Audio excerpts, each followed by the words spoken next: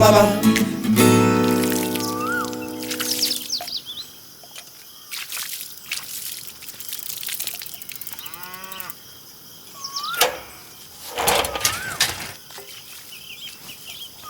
മാത്ത, ഒരു 10 പാക്കറ്റ് ചായപ്പൊടി എടുത്തേ. അതെന്തിനാ 10 പാക്കറ്റ്? മോളുടെ കൂട്ടരെ ബന്ധുക്കളൊക്കെ ചേർന്ന് ഇന്ന് നമ്മുടെ വീട്ടിലേക്ക് വരുന്നു. അതിനായിരുന്നു. ആരൊക്കെയാണ് വിളിച്ചിരിക്കുന്നത്? നിന്റെ പെങ്ങളുടെ കല്യാണത്തിന് തന്നെ ഞങ്ങൾ ക്ഷണിക്കേണ്ട കാര്യമുണ്ടോടാ? ഞാൻ അതുകൊണ്ട് ചോദിച്ചല്ല, ചേട്ടന്റെ മോൾക്കറിയാവുന്ന മോഡേൺ പെൺപിള്ളേർ ആരെങ്കിലും വരുന്നുണ്ടോന്ന് അറിയാനാ. കൗണ്ടറിന്റെ മോള്.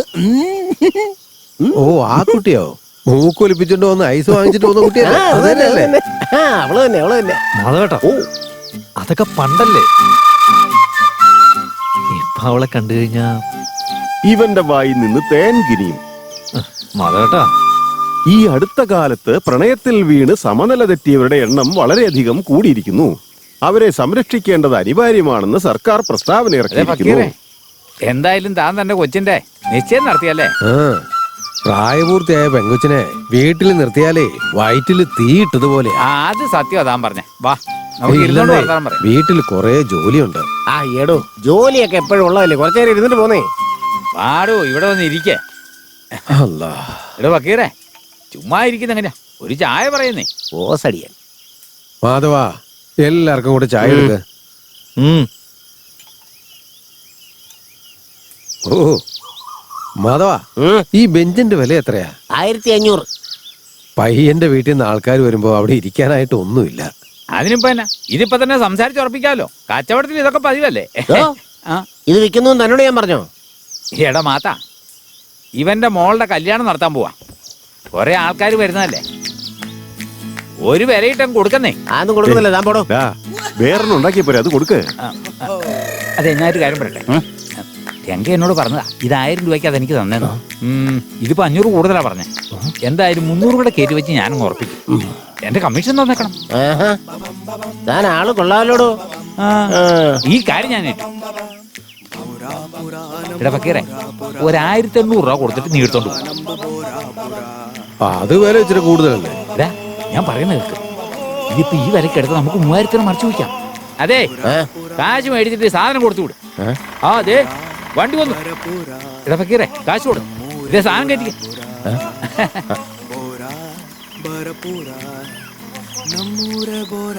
എടാ ഗിരീഷേ, ഒരു കൈയൊന്ന് സഹായിക്കടാ. എന്റെ പുതിയ ഷർട്ട് അഴുക്കാവും. എന്റെ കൊച്ചു വരാനുള്ള ടൈമായി മിസ്റ്റർ ഫക്കീർ. ഓ, ട്രാക്ടറിൽ ആരോ കയറി ഇരിക്കുന്നുണ്ടല്ലോ. എടാ മോനെ, ഒന്ന് ഇറങ്ങി. ഫക്കീർ വേഗം വാ, പിടിക്ക്. അതവിടെ വെച്ചേ, എന്നിട്ട് ഇങ്ങോട്ട് വാ.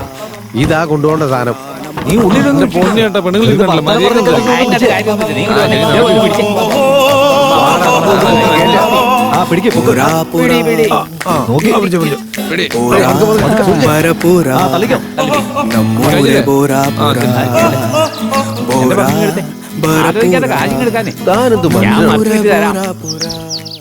ഇനി തരാ പോ. കഴിഞ്ഞോ? സമാധാനം എല്ലാം തീർന്നോ? എന്ത് സമാധാനം കിട്ടാനാ? മുഖ്യമനുഷ്യന്റെ കുടല് പുറത്തു വന്നേനെ. അത് വിട്, എല്ലാം മൊത്തത്തിൽ പോയോ? ഒരു വിധം. രംഗണ്ണനോടെ പോയി കഴുകാൻ വേണ്ടി പോയേക്കുവാ. വരും, നീ വാ. അതെ, എനിക്കിതേ ഈ ഇരിക്കുന്നവന്റെ കാര്യത്തിലാ ഒരു പേടി. ടെൻഷൻ അടിച്ചു പോയാലേ മെഷീനോ എന്നും പറഞ്ഞ് നാട്ടുകാരെ മൊത്തം അറിയിക്കും. ഞാൻ വാതുറക്കാരുന്നാ പോരെ. പിന്നെ നിന്നെ എനിക്ക് അറിയാൻ പാടില്ലാത്തല്ലേ. നിനക്ക് വാ അടയ്ക്കാൻ പറ്റുന്നില്ല എന്നുണ്ടെങ്കിൽ ആ മെഷീനെ നിന്റെ പെണ്ണമ്പിളയായിട്ട് കണ്ടാൽ മതി. ഇത് കറക്റ്റാ. ഈ മെഷീന്റെ പേരെന്താണെന്ന് നീ ഒന്ന് പറഞ്ഞേ. പെണ്ണമ്പിള്ള. ഓ, ശരിക്കും മനപ്പാടായിക്കോ, മറന്നു കളഞ്ഞ പണിയോ. ഒന്ന് തന്നാലുണ്ടോ? എടുത്തോടാ. മെഷീൻ എൻ്റെ പെണ്ണമ്പിള്ള, മെഷീൻ എൻ്റെ പെണ്ണമ്പിള്ള, മെഷീൻ എന്ന് പറഞ്ഞ് പെണ്ണമ്പിള്ള, മെഷീൻ എൻ്റെ പെണ്ണമ്പിള്ള, മെഷീൻ എൻ്റെ പെണ്ണമ്പിള്ള, മെഷീൻ എൻ്റെ പെണ്ണമ്പിള്ള. ഗിരീഷേട്ടാ, നമുക്ക് പിന്നെ കാണാം. മെഷീൻ എൻ്റെ പെണ്ണമ്പിള്ള, മെഷീൻ എൻ്റെ പെണ്ണമ്പിള്ള, മെഷീൻ എൻ്റെ പെണ്ണമ്പിള്ള, മെഷീൻ എൻ്റെ പെണ്ണമ്പിള്ള.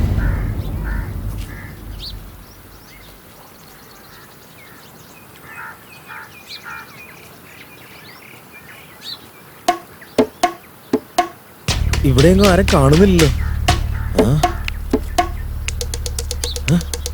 എടാ, എന്താടാ ഇത്? ആ മെഷീൻ കാണാനില്ലെന്ന്.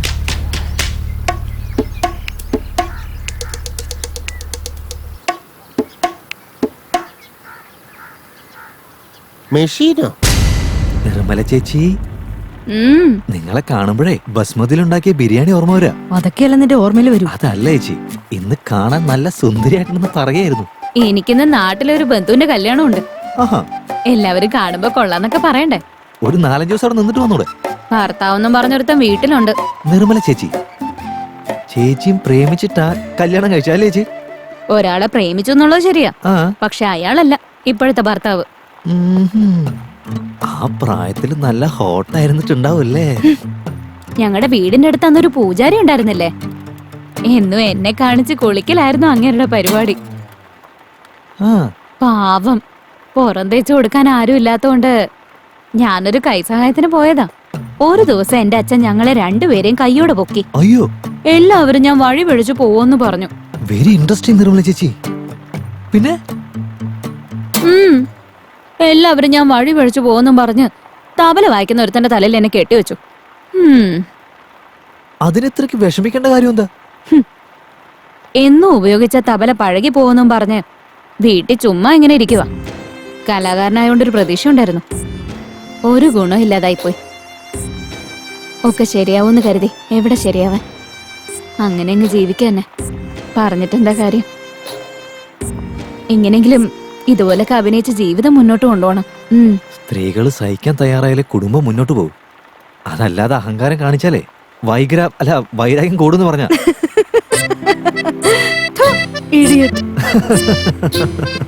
എടാ ചിന്ന, കൗണ്ടറിന്റെ മോള് വിളിച്ച് കേട്ടില്ലേ? തിരിഞ്ഞു നോക്കടാ. മര്യാദയ്ക്ക് അടങ്ങി ഒതുങ്ങിയിരുന്നില്ലെങ്കിൽ വണ്ടിയിൽ നിന്ന് ഇറക്കി വിടാൻ ഞാൻ പറഞ്ഞേക്കാം. എന്തെങ്കിലും ആവട്ടെ, ഒരു 2 മണിക്കൂർ മുമ്പേ നിങ്ങക്ക് വന്നുകൂടായിരുന്നോടാ? കുറച്ചുകൂടിയൊക്കെ ഒന്ന് ആലോചിച്ച് തീരുമാനിക്കണമായിരുന്നു.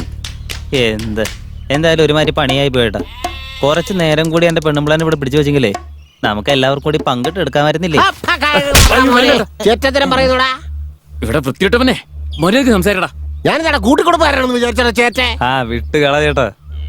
അല്ല പിന്നെ ഇടപെട്ട ഇനി പെണ്ണുമ്പിളാന്നൊന്നും പറയാൻ നിൽക്കരുത്. മാത്ത ചേട്ടൻ തന്നെ പ്രാന്തന കൊന്നു കളയുന്നുന്നെ. ചേട്ടൻ തന്നെയല്ലേ മെഷീൻ എന്റെ പെണ്ണുമ്പിള്ളാന്ന് പറഞ്ഞു തന്നത്. ഒരു കാര്യം ചെയ്യ്, പെണ്ണുമ്പിള്ളക്ക് വരാൻ നീയേ മരിയാന്ന് വിളിച്ചാൽ കുഴപ്പമില്ല. എന്റെ ഭാര്യയുടെ പേര് മരിയാന്നല്ല, മാധവീന. എന്നെ പൊന്നിയുടെ പ്രാന്ത് പിടിപ്പിക്കലേ. നിങ്ങളുടെ പെണ്ണുമ്പിള്ളയുടെ പേരൊന്നല്ലത്, പിന്നെ മെഷീന്റെ പേരാ. ആയിരുന്നോ? എടാ മുടിയ, ഇപ്പൊ ആ മെഷീന്റെ പേരെന്താണെന്ന് പറഞ്ഞേ? മരിയാന്ന്. മര്യാദയ്ക്ക് മനപ്പാടം ചെയ്തോ കേട്ടോ. മെഷീൻ എന്ന് പറഞ്ഞാ മരിയ, മെഷീൻ എന്ന് പറഞ്ഞാ മരി.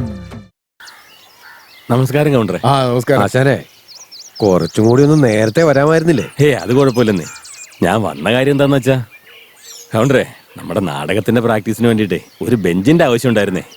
അതൊന്ന് കുറച്ചു നാൾ മുമ്പ് അമ്മോടെ നിശ്ചയത്തിനൊന്ന് മാധവന്റെ കടയിൽ നിന്നൊരു ബെഞ്ച് വാങ്ങി. കൊള്ളാന്ന് സാറേ, ഞാൻ പങ്കെടുത്തോ, ധൈര്യമായിട്ട് എടുത്തു. ആണോ? ആശാനെ പേടിക്കണ്ട, ആ ബെഞ്ച് ഞാൻ അങ്ങോട്ട് കൊടുത്തു വിട്ടേക്കാം. ശരി കൗണ്ടറെ, നാടക പരിശീലനത്തിന് സമയമായി. എന്നാ വരട്ടെ. ഫക്കീറേ,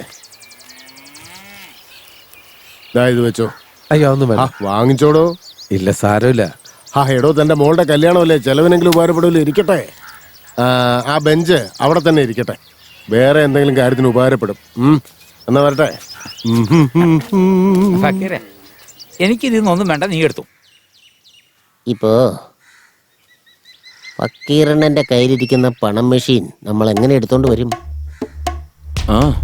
അയാളൊരു ബിസിനസ്സുകാരൻ തന്നെയല്ലേ? ഞാനും അത് തന്നെ ആലോചിച്ചോണ്ടിരിക്കുന്നത്. ചേടാ, നിങ്ങളിങ്ങനെ ടെൻഷൻ അടിക്കുന്ന എന്തിനാ? ഒരെണ്ണം കൊടുത്തു കഴിഞ്ഞാൽ തല 2 പീസായിട്ട് അവിടെ കിടക്കില്ലേ? എപ്പോ നോക്കിയാലും അവന് ആരെങ്കിലും ഒന്ന് കൊന്നു കിട്ടിയാ മതി. മര്യാദയ്ക്ക് മിണ്ടാതിരുന്നോണം അവിടെ.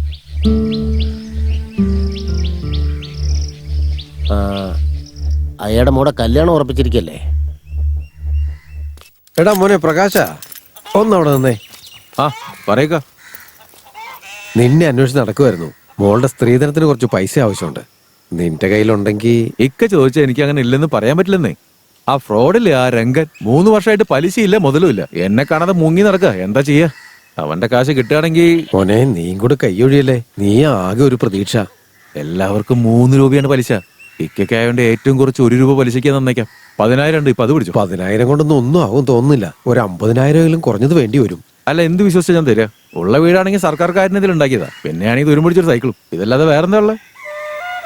പേടിക്കണ്ട മോനെ, മാസാമാസം ഗഡുക്കളായിട്ട് ഞാൻ തിരിച്ചെടുത്തോളാം. പാവലെന്ന് കരുതിയിട്ട് ഇത് തന്നെ വരുന്നേ. വേണമെങ്കിൽ കിട്ടുന്നത് മേടിച്ചിട്ട് ഇവിടുന്ന് പോവാൻ നോക്ക്.